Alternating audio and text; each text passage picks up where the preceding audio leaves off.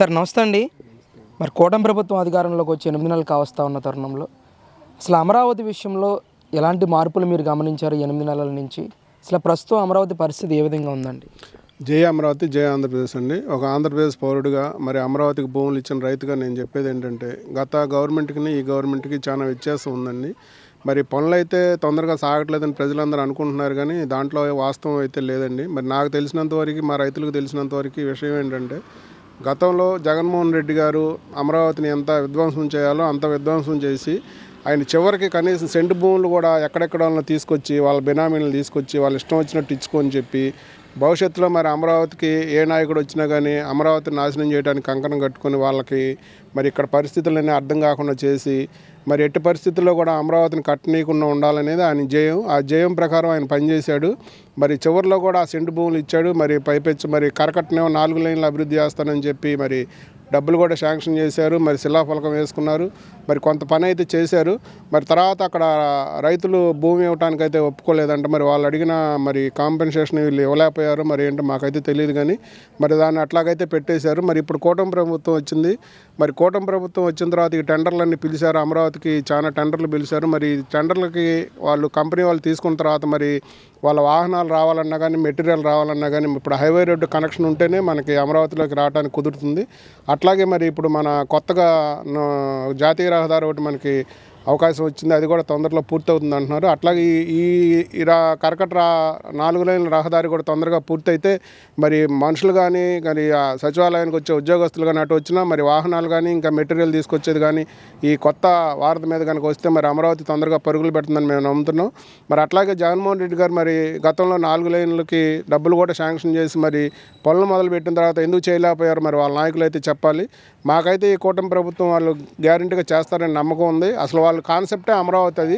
అమరావతి వాళ్ళే మొదలుపెట్టారు కాబట్టి వాళ్ళే పూర్తి చేస్తారని నమ్మకం ఉంది. కాకపోతే మనం ఏదైనా ఇల్లు కట్టుకుంటేనే కనీసం మనకి పక్కన చిన్న గది కట్టుకొని దాంట్లో సామాను పెట్టుకొని మన ఇల్లు పూర్తి అవడానికి 2-3 సంవత్సరాలు పడుతుంది. మరి ఈయన కూటమిపై ప్రభుత్వం వచ్చిన తర్వాత మరి గతంలో ఉన్న మరి న్యాయపరంగా ఉన్న చిక్కులన్నీ కూడా తొలగించుకొని మరి అన్నీ చూసుకొని మరి డబ్బులు కూడా శాంక్షన్ చేయించుకొని అందరి చేత మరి వీళ్ళైతే ముందుకెళ్తున్నారు.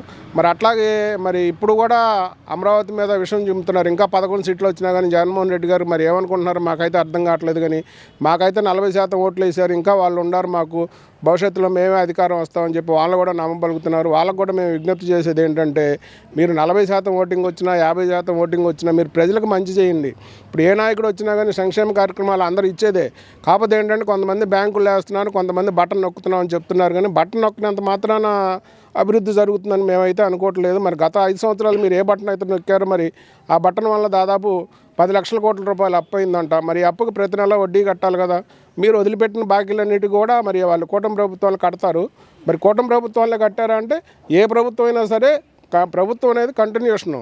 మరి గతంలో వచ్చిన అప్పులన్నీ కూడా తర్వాత వచ్చే గవర్నమెంట్ కట్టాల్సిందే. అది కట్టనంటే కుదరదు అసలు. అది మీరు ఎంత ఆగం చేసి వెళ్ళిన తర్వాత మరి వాళ్ళు ఇవన్నీ సరి చేసుకొని కేంద్ర ప్రభుత్వంతో పొత్తులో ఉండి మరి వాళ్ళని బతిమాలో బామాలో మనకు రావాల్సిన అప్పులన్నీ తీసుకొచ్చుకొని గ్రాంట్లు తీసుకొచ్చుకొని వాళ్ళైతే కార్యక్రమాలు నిర్వహిస్తున్నారు.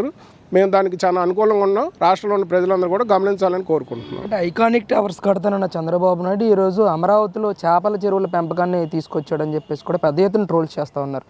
దీని మీద ఈ చేపల చెరువులు పెంచుతున్నారనే వాళ్ళకి మేము చెప్పేది ఏంటంటే, గతంలో ఆయన ఉన్నప్పుడు 2019లో ప్రభుత్వం ఆయన ఓడిపోయినప్పుడు అక్కడ చేపల చెరువులు ఏం లేవండి. కాకపోతే వాళ్ళ పునాదులు తీయడానికి అని చెప్పి 25-30 అడుగుల్లో తీసిన మాట వాస్తవమే. మరి అక్కడి నుంచి వేసుకొచ్చిన పునాదులు కాబట్టి ఐకానిక్ టవర్స్ వస్తాయి, సచివాలయం బిల్డింగ్లు కూడా వస్తాయి. మరి మీరు వాటిని నిర్వహించకుండా వాటిని పూర్తి చేయకుండా మీరు అట్లా వదిలేయబట్టే మరి 5 సంవత్సరాలు వర్షాలు కురిసిన దానికి మరి అక్కడ గుంటలు ఉన్నాయి కాబట్టి ఈ నీళ్ళన్నీ పల్లాల్లోకి వెళ్తాయి. ఎప్పుడైనా నీరు పల్లంలోకి వెళ్తాయి కానీ మెరక్కి వెళ్ళవండి.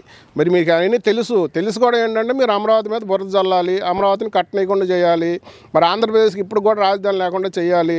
మరి ఆంధ్రప్రదేశ్లో ఉన్న ప్రజలందరూ కూడా మరి చదువుకున్న వాళ్ళు కూడా ఉద్యోగాలు చేయాలంటే ఏ చెన్నైయో ఏ బెంగళూరో ఏ హైదరాబాద్ పోయి చేసుకోవాలి. రాష్ట్రంలో ఉండడానికి మీకు ఇష్టం లేదు. మీరు కనుక ప్రభుత్వం అధికారంలోకి వస్తే మీరు వేసే ఎంగిల్ మెతుకులను మీరు ఆ బట్టన్ నొక్కిన డబ్బులు బట్టే అవి తీసుకునే వాళ్ళు బతకాలి. మీ మనుషులు ఎప్పుడు మీ కాలు కింద చెప్పుల్లాగా ఉండాలి. మరి ఆ కడపలో ఉన్న ఫ్యాక్షనిస్టులు అందరూ చేసే పని ఇదేనండి.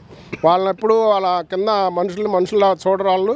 మరి వాళ్ళు ఎప్పుడు లేబర్ అన్నా కానీ మళ్ళీ వాళ్ళకి కూడా కోపం వస్తుంది. మరి అట్లాగే ఎవరినైనా మనుషులుగా చూడరు. వాళ్ళు కొంచెం మంచి బట్టలు వేసుకున్నా వాళ్ళకి ఇబ్బంది, వాళ్ళు ఏదైనా అభివృద్ధి చెందుతున్నారనే ఇబ్బంది. ఎందుకంటే వాళ్ళు అభివృద్ధి చెందితే వాళ్ళ మాట వినరు కాబట్టి. అట్లాగే మీ పరిపాలన కూడా అంతే ఉంది, మీరు గతంలో చేసింది కూడా అంతే ఉంది. కాబట్టి మీ ప్రజలందరూ కూడా గమనించాలని కోరుకుంటున్నాను.